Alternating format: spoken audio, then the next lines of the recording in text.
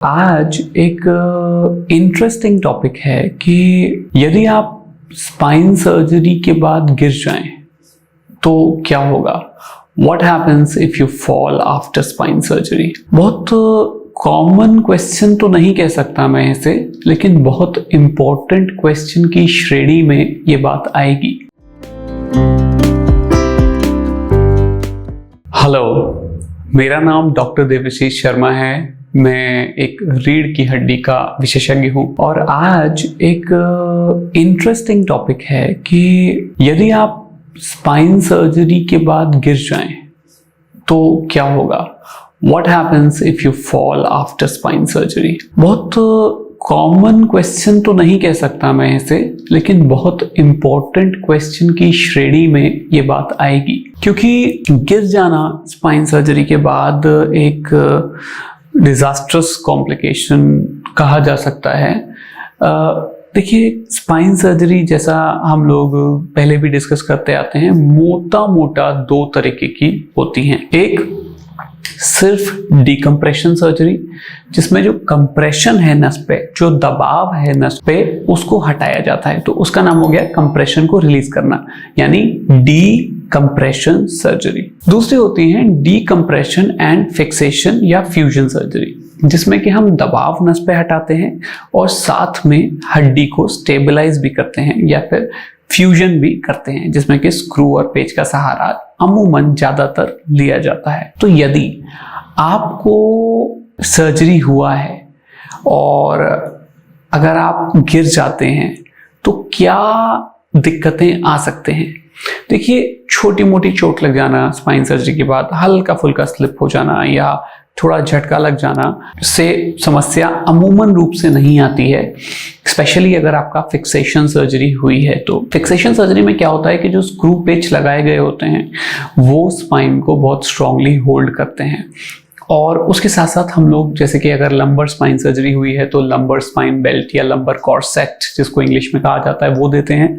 और अगर स्क्रू नहीं लगाए गए हैं, ऐसे केस में हम लोग पेशेंट्स को एक बेल्ट तो देते ही हैं, जिसको कि डीकम्प्रेशन सर्जरी कहा जाता है, जैसे कि कम से कम बाहर से एक सपोर्ट बना रहे। पर फिर भी यदि आपकी स्क्रू पेच वाली सर्जरी हुई है लंबर स्पाइन की, तो आप रिलेटिवली ज्यादा स्टेबल श्रेणी में आएंगे, तो हल्के फुल्के चोट को वो बर्दाश्त कर सकता है। पर सर्वाइकल स्पाइन सर्जरी अगर आपकी हुई है तो आपको एक कॉलर दिया जाता है, जिससे कि ये एक्सपेक्ट किया जाता है कि आप लगाएंगे और रात को सोते वक्त भी उसको लगाया जाएगा, जैसे कि इम्प्लांट हमारा मूव ना करे। तो डिपेंड करता है कौन सी सर्जरी हुई है और इम्प्लांट जो लगाया गया है वो कितना स्टेबल है। जनरली जो सर्वाइकल के आगे वाले इम्प्लांट होते हैं वो बहुत ज्यादा स्टेबल होते हैं। जो सर्वाइकल स्पाइन में पीछे से इम्प्लांट लगाए जाते हैं उसमें से काफी इम्प्लांट बहुत स्टेबल होते हैं, काफी इम्प्लांट थोड़े फ्लिम्जी होते हैं।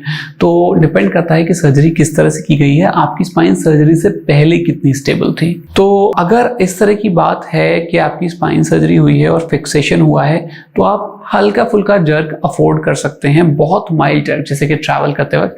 बट मेजर जर्क से, मेजर चोट से आपको बचना ही चाहिए। स्पेशली अब बात करते हैं डीकम्प्रेशन सर्जरी की, जिसमें कि आपका फिक्सेशन नहीं हुआ है, जैसे कि एंडोस्कोपिक डिसेक्टमी, माइक्रोस्कोपिक डिसेक्टमी या फिर ओपन डिसेक्टमी या ओपन डीकम्प्रेशन, लैमिनेक्टमी, लैमिनोटमी, सर्वाइकल फोरामिनोटमी। अगर इस तरह की आपकी सर्जरीज हुई हैं तो इन सर्जरीज में क्या है कि जो झटका है वो डायरेक्टली इफेक्टिव एरिया को ट्रांसमिट होगा।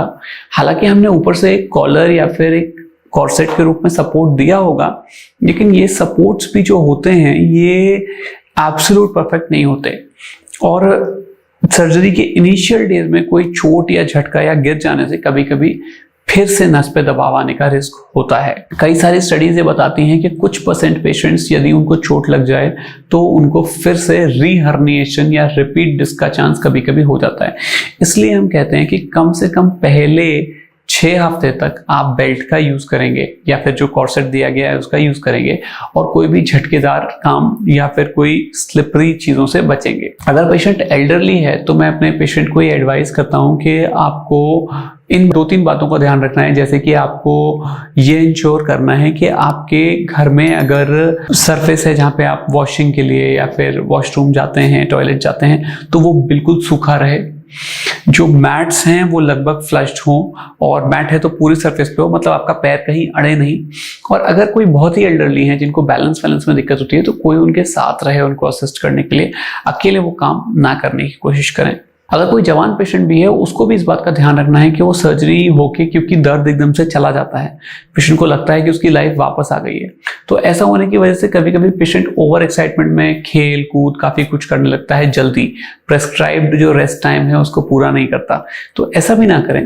कम से कम 45 डेज का रेस्ट है। अगर आपकी डिस्केक्टमी हुई है तो मैं अपने पेशेंट्स में एडवाइस करता हूँ।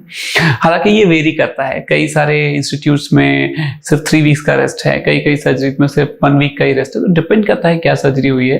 लेकिन मैं जनरल बात कर रहा हूँ कि अगर मैं अपने पेशेंट की सर्जरी करता हूँ, एंडोस्कोपिक डिसेक्टमी या कोई और सर्जरी करता हूँ, तो मिनिमम 45 डेज में पेशेंट से एक्सपेक्ट करता हूँ कि वो कॉम्प्लिकेटेड एक्टिविटीज नहीं करेगा और आगे झुकना और वजन उठाने को अवॉइड करेगा। अगर लंबर स्पाइन की सर्जरी हुई है तो, और सर्वाइकल स्पाइन की सर्जरी हुई है तो कुछ दिन के लिए वो बेल्ट का यूज जो है वो करेंगे, जैसा कि उनको एडवाइस्ड है। तो देखिए, इंपॉर्टेंट बात यही है कि हमारी जो प्रॉब्लम्स हैं, जो दिक्कतें हमें आई हैं, उन्हीं के लिए वजह से हमने सर्जरी फाइनली कराई। और जो सर्जरी है वो अपने आप में इतना बड़ा रिस्क था, कितनी हिम्मत आपने उठाई, उस हिम्मत को उठाने के बाद आपने सर्जरी कराई। इतनी हिम्मत उठाने के बाद आप सर्जरी कराए हैं, और वो जो सर्जरी है, कोई भी ये नहीं चाहेगा कि उस सर्जरी में कभी कोई प्रॉब्लम आए या कोई दिक्कत हो।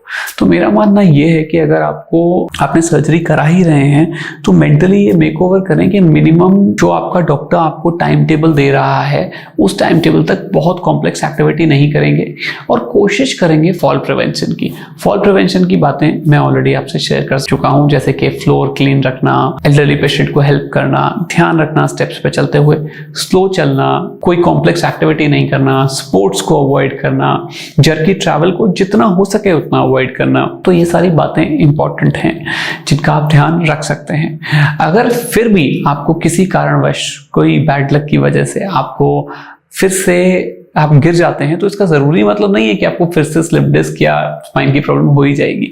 अगर ऐसा हुआ है तो हो सकता है कुछ थोड़ा बहुत इरिटेशन नर्व्स में आए, जिसके लिए आप अपने प्राइमरी डॉक्टर से मिलकर प्रॉब्लम को डिस्कस कर सकते हैं, बात कर सकते हैं, और उम्मीद है उसका सोल्यूशन निकल जाएगा। तो गिर गए इसका मतलब ये नहीं है कि एंड ऑफ द वर्ल्ड हो गया है, उसको सॉल्व किया जा सकता है, उसको ठीक किया जा सकता है, और जरूरी नहीं है कि अगर आप गिर गए तो आपको स्लिप डिस्क फिर से हो ही जाएगा।